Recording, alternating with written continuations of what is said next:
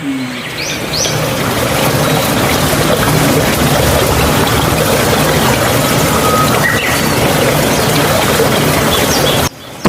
Jose Victor Sayo, 62 years old, 4 years ng stroke, residente dito sa Perpetual Village, Bacoor, Cavite.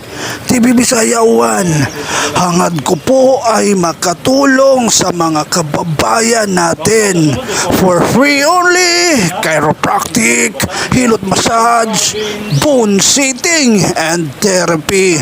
TV Bisaya 1, maraming salamat po mga kababayan ko. Yung Balanga, Bataan,